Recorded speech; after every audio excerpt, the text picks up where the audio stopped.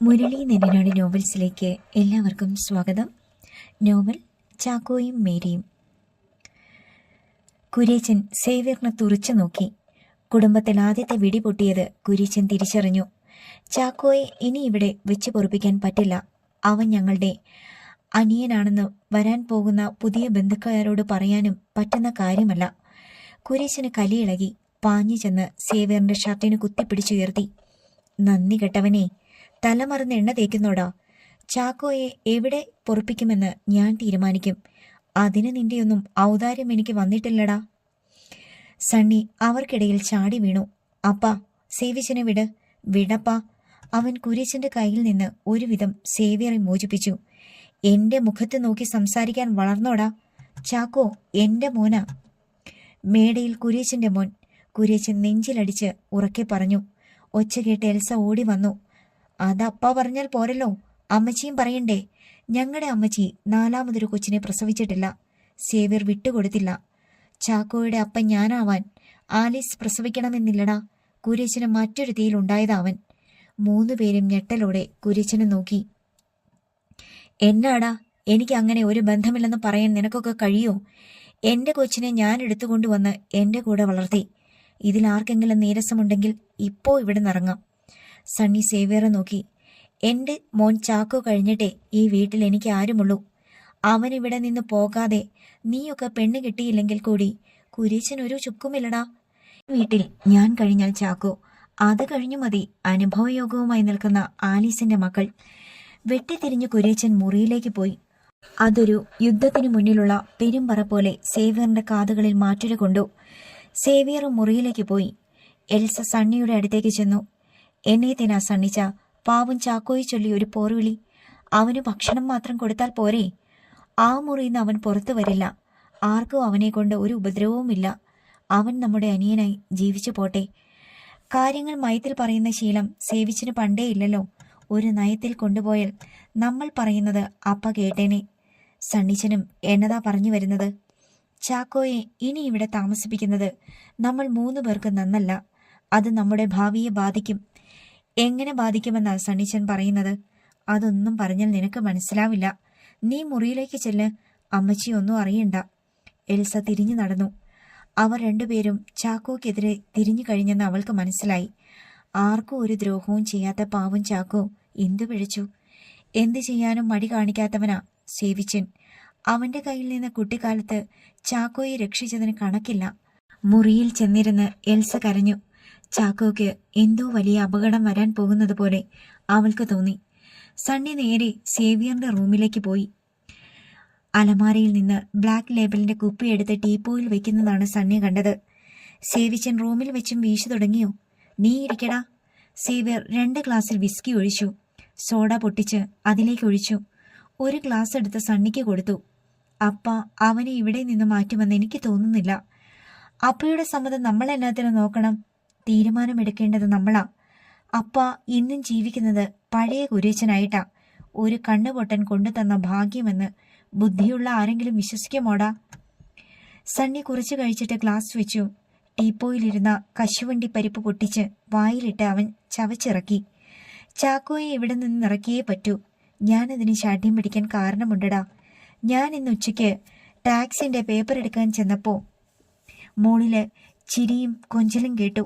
ചെന്ന് നോക്കിയപ്പോ അമ്മച്ചിയെ നോക്കാനിരുന്ന ആ പെണ്ണും ചാക്കോയും കെട്ടിപ്പിടിച്ചിരിക്കുന്നു. അവൾ അവന്റെ കവിളത്ത് ഉമ്മ വെക്കുക. സണ്ണി ഞെട്ടിപ്പോയി. അവളെ ഞാൻ അമ്മച്ചിയുടെ മുറിയിൽ കണ്ടതാ. കറുത്തിട്ടൊരു പെണ്ണ്. കാണാനും കൊള്ളുകയല്ല. കണ്ണുപൊട്ടന് അത് വല്ലതും അറിയാവോടാ? സ്പർശന സുഖമല്ലേ അവൻ അറിയൂ. ഇങ്ങനെ പോയാൽ പെണ്ണധികം താമസിക്കാതെ വയറ് വീർപ്പിക്കും. അപ്പ അവളെ അവന് കെട്ടിച്ചു കൊടുത്തെന്നും വരും. മേടയിൽ കുടുംബത്തിന് ഒരവകാശം കൂടി ഉണ്ടാവും. എവിടെന്നോ കയറി വന്ന ഒരു അന്യമതക്കാരി പെണ്ണ്. അവൾ പ്രസവിച്ചാൽ കുഞ്ഞും അന്ധനാവില്ലെന്ന് എന്നാ ഉറപ്പാടാ ഉള്ളത്? ഗ്ലാസ്സിലിരുന്ന മദ്യം സണ്ണി ഒറ്റ വലിക്ക് തീർത്ത് ചുണ്ട് തുടച്ചു. ഇവിടുന്ന് എല്ലാവരും പോയാ വീട്ടിലാരാ ഉള്ളത്? മറിയ ചേട്ടത്തി മാർക്കറ്റിലും പുറത്തുമായി കറങ്ങി നടപ്പാ. അമ്മച്ചി കിടക്കയിലും. അവനും ആ പെണ്ണും മാത്രം. സേവ്യർ അടുത്ത പെഗ്ഗൊഴിച്ചു. പെട്ടെന്ന് തന്നെ 2 ഗ്ലാസും കാലിയായി. ഇതവിടം കൊണ്ടും തീർന്നില്ല. നീ ഞെട്ടാൻ പോണതേയുള്ളൂ. എൽസിയുടെ മടിയിൽ തലവെച്ച് ചാക്കോ കിടന്നത് പൊടിപ്പും തൊങ്ങലും വെച്ച് സേവ്യർ വിവരിച്ചു. നമ്മളെ ഓരോ പ്രവൃത്തികളിൽ നിന്ന് വിലക്കുന്നത് കണ്ണുണ്ടായിട്ടല്ലേ? നാളെ മറ്റുള്ളവരുടെ മുഖത്ത് നോക്കണമെന്ന ഭയം ഉള്ളതുകൊണ്ട്. അവന് അങ്ങനെ വല്ലതുമുണ്ടോ? അടച്ചിട്ട മുറിയിൽ വളർത്തുന്ന മൃഗമാ അവൻ. സണ്ണിയുടെ മുഖം ചുവന്നു. എൽസ ഇപ്പോഴും കൊച്ചുകുട്ടിയായിട്ട് അവനെ കാണുന്നത്. അവന് വികാരവും വിചാരവും ഇല്ലെന്ന മട്ടില അവളുടെ പെരുമാറ്റം. അവൻ അങ്ങനെയാണോ? എന്തേലും പറ്റിപ്പോയാ നമ്മൾ എന്നാ ചെയ്യുമിടാ? സണ്ണി കൈകൾ കൂട്ടി തിരുമ്മി. ഇനി അവനെ ഈ വീട്ടിൽ വെച്ചുകൊണ്ടിരിക്കാൻ പറ്റില്ല സേവിച്ച. സേവിച്ചൻ പറഞ്ഞ പോലെ നമുക്ക് ഓരോ കുടുംബം ഉണ്ടാവേണ്ടതാ. ആവശ്യമില്ലാത്ത ഒരു ബാധ്യതയാ നമ്മൾ തലയിലെടുത്ത് വെച്ചിരിക്കുന്നത്. അതിലെന്നതാടാ സംശയം? ഇനി അപ്പയുടെ മോനായിരിക്കുമോ അവൻ? അല്ലെങ്കിൽ എന്നതിനാ അവന്റെ കാര്യത്തിൽ അപ്പ ഇത്രയ്ക്ക് ബലം പിടിക്കണം? സേവിച്ചനൊന്ന് ആലോചിച്ചു നോക്ക്. എനിക്ക് ഈ സംശയം മുമ്പേ തുടങ്ങിയതാ. കണ്ണുപൊട്ടൻ കൊണ്ടുവന്ന ഭാഗ്യമെന്ന് അപ്പ വെറുതെ പറയുന്നതാവും. അമ്മച്ചിയെയും നമ്മളെയും അത് പറഞ്ഞ അപ്പ അടിച്ചമർത്തുന്നത്. അതിൽ കഴമ്പില്ലടാ. ചാക്കോയെ പറ്റി ചില വിവരങ്ങളൊക്കെ അമ്മച്ചി എന്നോട് പറഞ്ഞിട്ടുണ്ട്. അവനെ കയ്യിൽ കിട്ടുമ്പോൾ 25 പവന്റെ ആഭരണവും കൂടെ ഉണ്ടായിരുന്നു. അവനെ ഉപേക്ഷിച്ചു കളയാൻ അപ്പ ശ്രമിച്ചതാ. വഴിയിന്ന് അപ്പയ്ക്കൊരു ബാഗ് കിട്ടി. അവൻ കയ്യിൽ വന്നപ്പോ ഉണ്ടായ ഭാഗ്യമെന്ന് കരുതി കളയാതെ തിരിച്ചു കൊണ്ടുപോന്നതാ. സണ്ണി കുറേ നേരം ആലോചിച്ചിരുന്നു. ചാക്കോയെ ഏതെങ്കിലും ഓർഫനേജിന് കൈമാറണമെന്ന് നമുക്ക് അപ്പയോട് ആവശ്യപ്പെടാം. അപ്പ അതിന് വഴങ്ങിയാൽ മാത്രമേ വിവാഹത്തെപ്പറ്റി നമ്മൾ ആലോചിക്കുന്നുള്ളൂ. അവനാണോ നമ്മളാണോ വലുതെന്ന് അപ്പയ്ക്ക് തീരുമാനിക്കാം. സേവ്യർ എഴുന്നേറ്റ് ചെന്ന് ഒരു സിഗരറ്റിന് തീ പിടിപ്പിച്ചു. അപ്പ പറഞ്ഞത് നീ കേട്ടില്ലേടാ? അവനെ അപ്പ പുറത്താക്കില്ല. അവൻ പോയാ ആകാശം ഇടിഞ്ഞു വീഴുമെന്ന് ഭയന്നിരിക്കുകയല്ലേ? അപ്പയോട് പിണങ്ങി നമ്മൾ ഇവിടുന്ന് പോകുന്നതും മണ്ടത്തരമാണ്. അപ്പായോട് ചാക്കോയെ ചൊല്ലി ഇനി ഒരേറ്റുമുട്ടൽ ഉണ്ടാവാതിരിക്കുന്നതാ നല്ലത്. എന്നാൽ പിന്നെ അവനെ ഇവിടെ നിർത്തിക്കൊണ്ടു പോവാമെന്നാണോ സേവിച്ചൻ പറയുന്നത്? സേവ്യർ പുക പുറത്തേക്ക് പറത്തിവിട്ടു. ചാക്കോ ഇവിടെ എന്നല്ല, എവിടെ ജീവിച്ചിരിക്കുന്നതും നമുക്ക് ഭീഷണിയാ. വെറുതെ എടുത്തു വളർത്തുക മാത്രമല്ല അപ്പ ചെയ്തത്. എല്ലാ രേഖകളിലും മകനായി അപ്പ അവനെ അംഗീകരിച്ചു കഴിഞ്ഞു. എന്ന് വെച്ചാൽ സ്വത്തിന്റെ 4 ഭാഗത്തിന് ഒരവകാശം അവനും ഉണ്ടെന്ന്. സണ്ണി കാതു കൂർപ്പിച്ചു. അവനെ ഓർഫനേജിന് കൈമാറുന്നത് വിഡ്ഢിത്തരമല്ലേടാ? സേവിച്ച, സണ്ണി അറിയാതെ വിളിച്ചു. നമ്മൾ അവനെ യാത്രയാക്കേണ്ടത് പരലോകത്തേക്കാ. സണ്ണി ഞെട്ടലോടെ എഴുന്നേറ്റു. തീർക്കണം അവനെ. അപ്പയ്ക്കൊരു സംശയവും തോന്നാത്ത വിധം. അത് നീ എനിക്ക് വിട്ടേക്ക്. സേവ്യർ ഒന്ന് കുറിച്ചാൽ അത് ചെയ്തിരിക്കുമെന്ന് നിനക്കറിയാമല്ലോ. അത്രയ്ക്ക് വേണോ സേവിച്ച? വേണം. ഞാൻ ഈ ചെയ്യുന്നത് എനിക്ക് വേണ്ടിയല്ല, നിനക്കും എൽസയ്ക്കും കൂടിയാ. നീ നെഞ്ചുറുപ്പോടെ മുറിയിലേക്ക് ചെല്ല്. തെല്ലിട അവിടെ നിന്നിട്ട് സണ്ണിച്ചൻ മുറി വിട്ടു. സിഗരറ്റ് കടിച്ചു പിടിച്ച് സേവിച്ചൻ ഒരു പെഗ് കൂടി ഒഴിച്ചു. ഗ്ലാസ് എടുത്തു നോക്കി സേവർ ചിരിച്ചു. നീലാംബരി, അവൾക്ക് ഈ രാത്രി വരാതിരിക്കാനാവില്ല. മേടയിൽ ബംഗ്ലാവിന്റെ മട്ടുപാവിൽ നിന്ന് തണുത്തൊരു ശോകഗാനത്തിന്റെ അലകൾ രാക്കാറ്റായി അലിഞ്ഞു ചേർന്നു. തനുഹായി തനുഹായി. ആലീസിന് സ്പൂണിൽ കഞ്ഞി കോരി കൊടുക്കുകയാണ് നീലാംബരി. മതി കൊച്ചേ, കുറച്ചുകൂടി കഴിക്കാം അമ്മച്ചി. മരുന്ന് കഴിക്കാനുള്ളതല്ലേ? നീ ഇതെടുത്തോണ്ട് പോ പെണ്ണേ. അവൾ ആലീസിന്റെ വായ കഴുകിച്ചു. രാത്രി കഴിക്കാനുള്ള ടാബ്ലറ്റ് കൊടുത്തു. താഴ്ത്തി കിടത്തണോ അമ്മച്ചി? കുറച്ചു നേരം കഴിയട്ടെ. നീ ചെന്ന് വല്ലതും കഴിച്ചേച്ചു വാ. അവൾ പ്ലേറ്റുകൾ എടുത്തപ്പോൾ വാതിൽ തുറന്ന് കുര്യച്ചനകത്തു വന്നു. നീ പുറത്തു നിൽക്ക്, ഞങ്ങൾക്ക് കുറച്ച് കാര്യങ്ങൾ സംസാരിക്കാനുണ്ട്, കുര്യച്ചൻ അവളോട് പറഞ്ഞു. നീലാംബരി പുറത്തിറങ്ങി വാതിൽ ചാരി. കുര്യച്ചൻ കസേര വലിച്ചിട്ട് ആലീസിന്റെ അടുത്തിരുന്നു. എന്നതാ ഇച്ചായ? മുഖത്തൊരു വാട്ടം. മക്കൾ എന്റെ മുഖത്ത് നോക്കി സംസാരിച്ചു തുടങ്ങിയടി. സേവ്യറിന്റെ വിവാഹക്കാര്യം എടുത്തിട്ടതാ. അവൻ കെട്ടണമെങ്കിൽ ചാക്കോയെ ഇവിടെ നിന്ന് ഒഴിവാക്കണമെന്ന്. ഇച്ചായനോട് അവനത് പറഞ്ഞോ? കുര്യച്ചന് ദേഷ്യം വന്നു. പിന്നെ ഞാനെന്നാ ഊഹിച്ചു പറയണോ? ആലീസ് മിണ്ടിയില്ല. ഇക്കണ്ട ഐശ്വര്യങ്ങൾക്കെല്ലാം കാരണം ചാക്കോയാണെന്ന് നമ്മുടെ മക്കൾക്ക് ഇപ്പോഴും മനസ്സിലാക്കാൻ കഴിഞ്ഞിട്ടില്ല. അപ്പ അവർക്ക് പഴഞ്ചനാണത്രേ, അന്ധവിശ്വാസിയാണെന്ന്. മക്കൾ ഇനി നമ്മുടെ കൈപ്പിടിയിൽ നിൽക്കില്ല. തീരുമാനങ്ങൾ എടുക്കാൻ അവർ പ്രാപ്തരായി കഴിഞ്ഞു. അവരുടെ താല്പര്യം കൂടി ഇച്ചായൻ നോക്കണം. എന്ന് വെച്ചാൽ ചാക്കോയെ ഞാൻ കൈയൊഴിഞ്ഞു കളയണമെന്നോ? ഈ കുടുംബത്തിനു വേണ്ടി എന്നതാ അവർ ചെയ്തത്? 10 കാശിന്റെ നേട്ടമുണ്ടായെങ്കിൽ അവർ പറയട്ടെ, ഞാൻ ചെവി കൊടുക്കാം. ചാക്കോയെ ഇവിടെ നിറക്കി വിട്ടാൽ ഉരുൾപൊട്ടൽ പോലെ എല്ലാം കുത്തിയൊലിച്ചു പോവും. അവനൊന്നും പറഞ്ഞാൽ മനസ്സിലാവുകയില്ല. ഞാൻ അങ്ങനെ പേടിക്കേണ്ട എന്നാ കാര്യമുള്ളത്?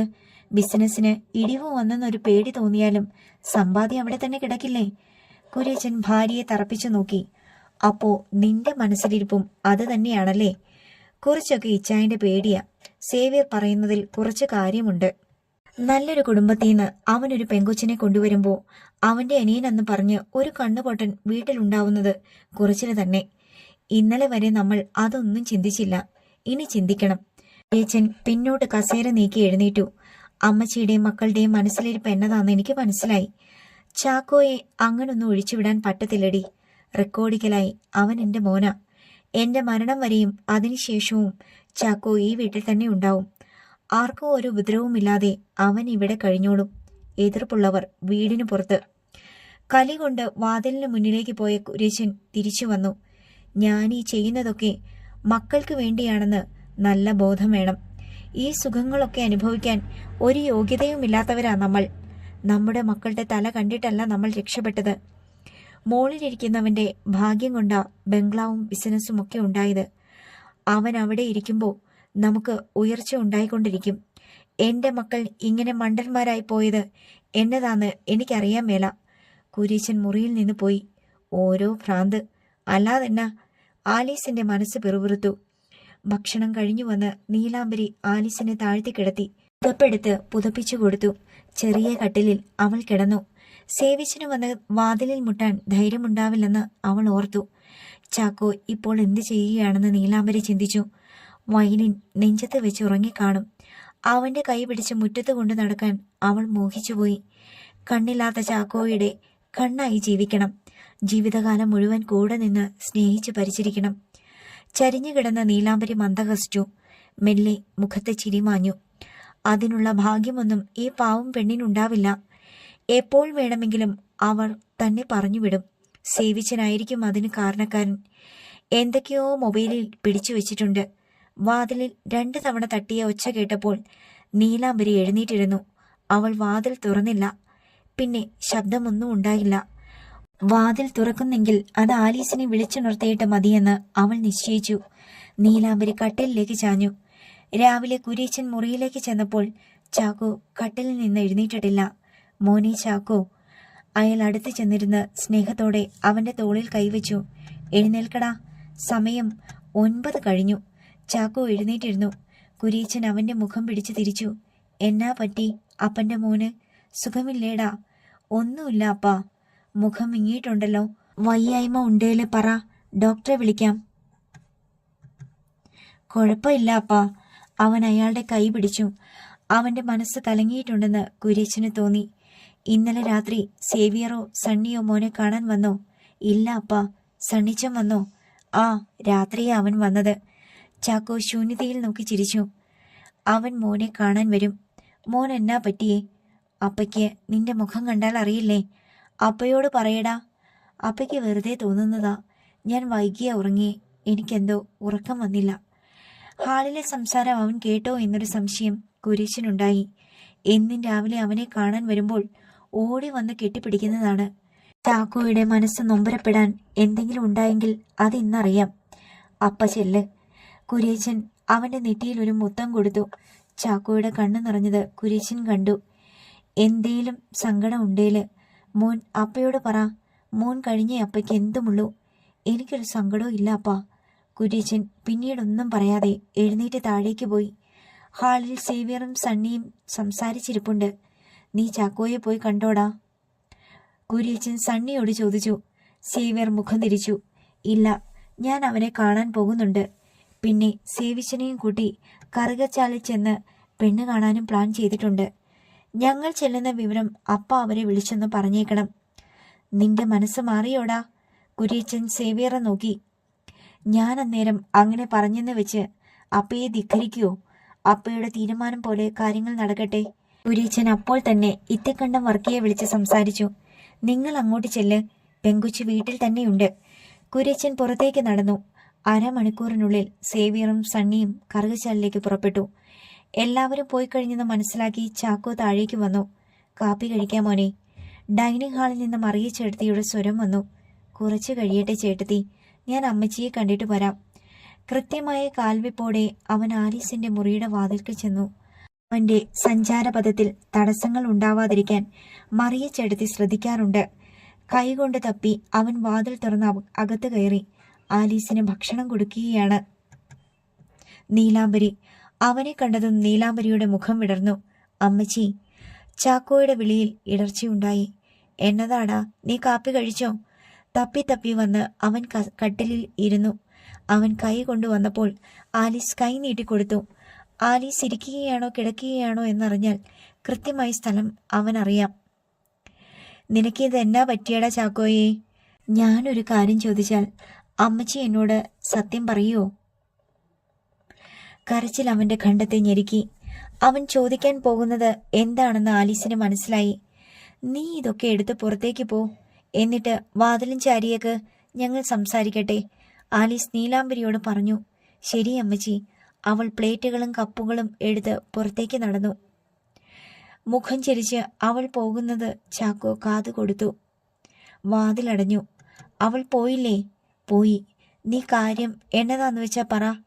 ചാക്കോ കീഴ്ചുണ്ട് കടിച്ചു വിങ്ങി. ഞാൻ അപ്പയുടെയും അമ്മച്ചിയുടെയും മോനല്ലേ? ആലീസ് അവന്റെ കയ്യിൽ തലോടി.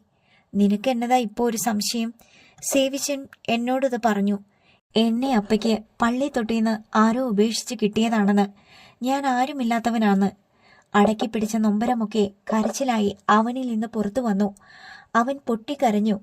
അമ്മച്ചി, എന്നോട് കള്ളം പറയരുത്. സേവിച്ചൻ പറഞ്ഞത് സത്യമല്ലേ അമ്മച്ചി? നീ ഞങ്ങളുടെ മോൻ തന്നെ. അതിൽ എന്നതാ സംശയം? ഇനി ഒരാളല്ലെന്ന് പറഞ്ഞാൽ അങ്ങനെ അല്ലാതാവുമോ? അവൻ പറയുന്നത് നീ കാര്യമാക്കണ്ട. എന്നെ പ്രസവിച്ചത് അമ്മച്ചിയാണെന്ന് എന്റെ തലയിൽ കൈവച്ച് പറ. പക്ഷേ അമ്മച്ചി കള്ളം പറയരുത്. ഈശോ അത് പൊറുക്കൂല. ആലീസിന്റെ കൈ പിടിച്ച് അവൻ സ്വന്തം ശിരസിൽ വെച്ചു. ഈശോയെ ചതിക്കല്ലേ അമ്മച്ചി. കണ്ണീരോടെ നിഷ്കളങ്കമായി അവൻ പറഞ്ഞു. ആലീസ് കൈ പിൻവലിച്ചു. ചാക്കോയുടെ ഉള്ളിലൊരു നടുക്കമുണ്ടായി. അവൻ പരതി നോക്കി. ഇനി അമ്മച്ചി ഒന്നും പറയണ്ട. സേവിച്ചൻ പറഞ്ഞതാ ശരി. ഞാൻ നിങ്ങൾക്ക് ആരുമല്ല. ചാക്കോയ്ക്ക് ആരുമല്ല. അവൻ ശക്തിയോടെ കരയാൻ തുടങ്ങി. നീ അങ്ങനെ പറയില്ലേടാ. നിനക്ക് ആരുമില്ലാഞ്ഞിട്ടാണോ നിന്റെ അപ്പ നിന്നെ പൊന്നുപോലെ നോക്കുന്നത്? ഇവിടെ നിനക്ക് എന്നേലും കുറവുണ്ടോ? ഒരു രാജകുമാരനെ പോലെയല്ലേടാ നീ ജീവിക്കുന്നത്. ആലീസ് അവനെ ആശ്വസിപ്പിച്ചു. അവന്റെ കരച്ചിലടങ്ങിയില്ല. നിന്നെ ഞങ്ങൾ തള്ളിക്കളഞ്ഞെങ്കിലല്ലേ സങ്കടപ്പെടേണ്ട കാര്യമുള്ളൂ. അവൻ കുറെ കരഞ്ഞിട്ട് കണ്ണും മുഖവും തുടച്ചു. നീ ഈ വിവരം അപ്പയോട് പറയരുത്. നീ സത്യം മനസ്സിലാക്കി എന്നറിഞ്ഞാൽ അപ്പയ്ക്ക് വലിയ വിഷമമാകും. സേവിയറെ ഈ വീട്ടിൽ നിന്ന് അടിച്ചിറക്കി വിടും. ആരെങ്കിലും നിന്നോടിത് പറഞ്ഞാൽ അവരെ വീടിന് പുറത്താക്കുമെന്ന് അപ്പ എല്ലാവരോടും പറഞ്ഞിട്ടുണ്ട്. ഞാൻ പറയില്ല. പക്ഷെ അമ്മച്ചി ഒരു കാര്യം കൂടി പറയണം. അവൻ അങ്ങോട്ടും ഇങ്ങോട്ടും തലയനക്കി.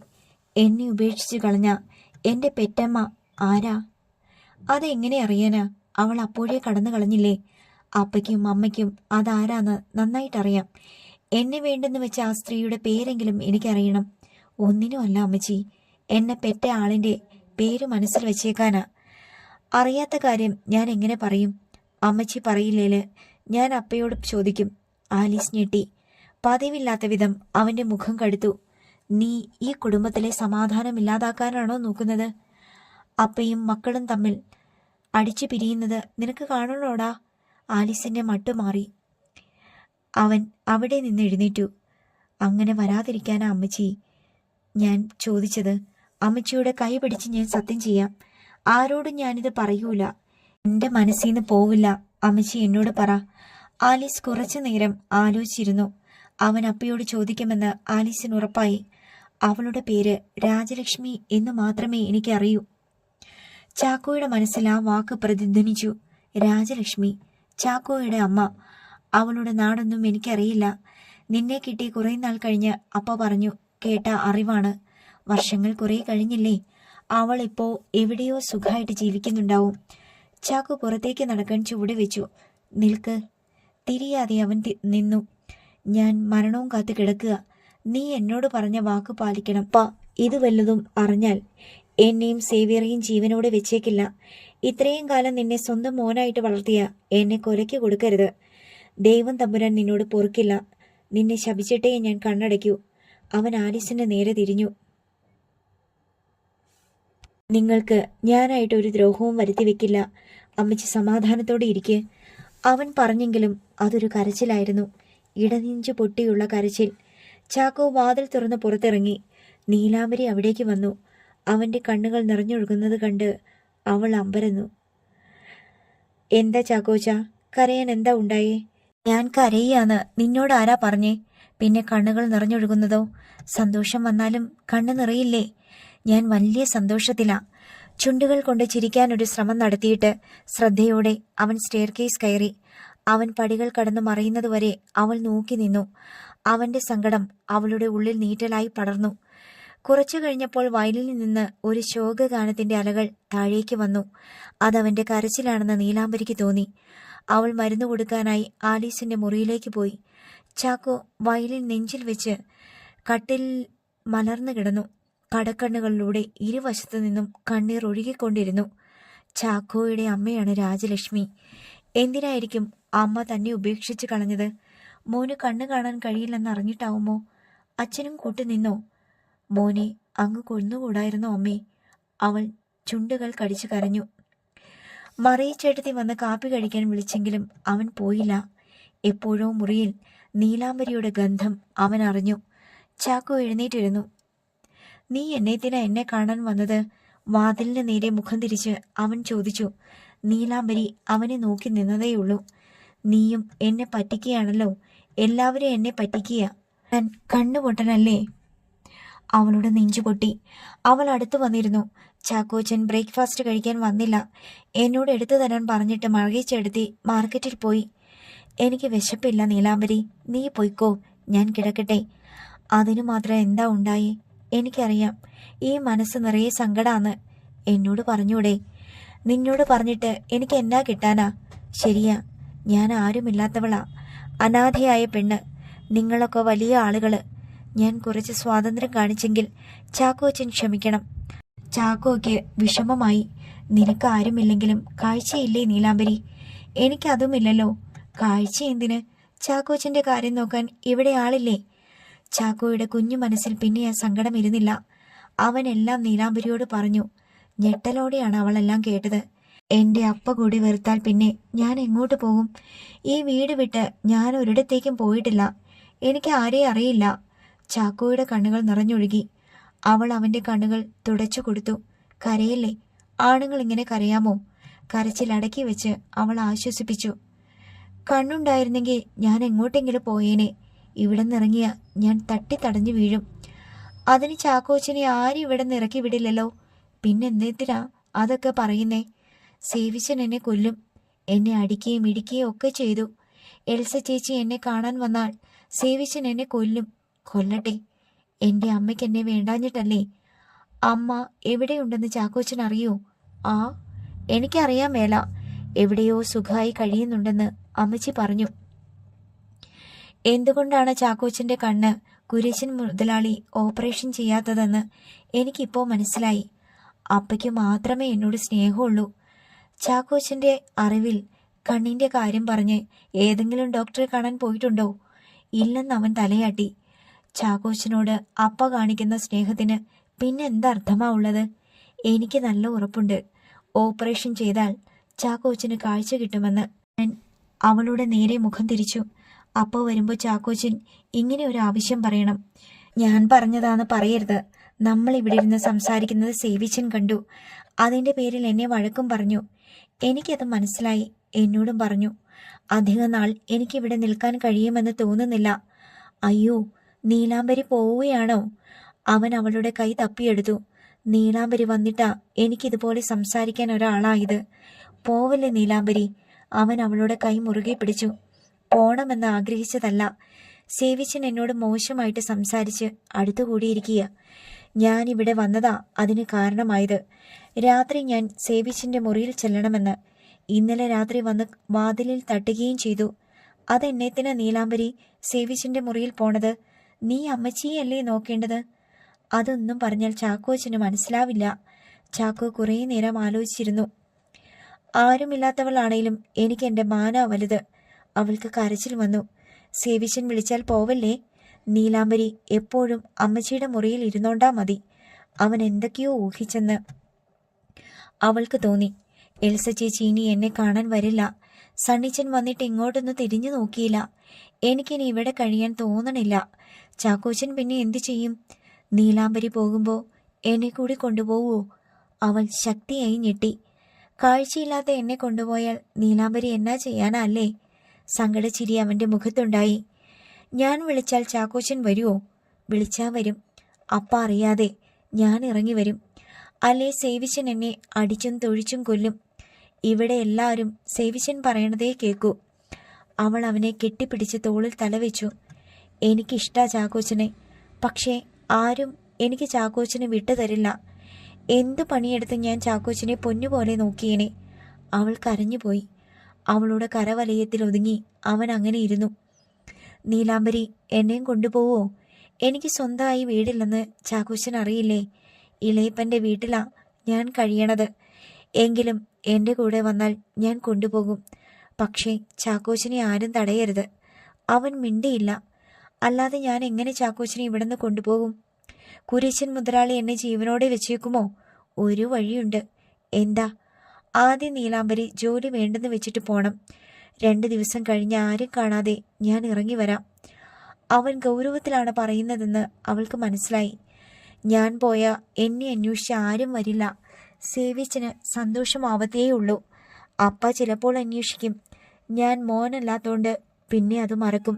ഈശ്വര, നീലാംബരി ഉള്ളുകൊണ്ട് തേങ്ങി. ഞാൻ വന്നാൽ നീലാംബരിക്ക് വിഷമം ഉണ്ടാവില്ല. നമുക്ക് ജീവിക്കാനുള്ളതൊക്കെ ഞാൻ ഉണ്ടാക്കും. കാഴ്ചയില്ലാത്ത ചാക്കോച്ചൻ എങ്ങനെ കാശുണ്ടാക്കുമെന്ന അവൻ ചിരിച്ചു. ആൾക്കാർ കൂടുന്നിടത്തിരുന്ന് ഞാൻ പാടും. പാട്ട് കേൾക്കാൻ ആർക്കാ ഇഷ്ടമില്ലാത്തെ?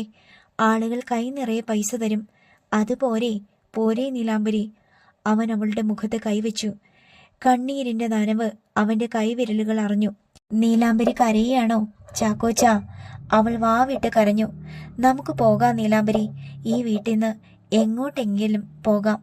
കരയാനല്ലാതെ നീലാംബരിക്ക് വാക്കുകളില്ലായിരുന്നു. രാവിലെ മുതൽ കുരേശൻ ചാർട്ടേഡ് അക്കൗണ്ടന്റിന്റെ കൂടെയായിരുന്നു. 12 മണി കഴിഞ്ഞപ്പോൾ ജെയിംസ് കുട്ടിയുടെ കോൾ വന്നു. ഏറ്റുമാനൂരിലെ ജ്വല്ലറിയുടെ ചാർജ് ജെയിംസ് കുട്ടിക്കാണ്.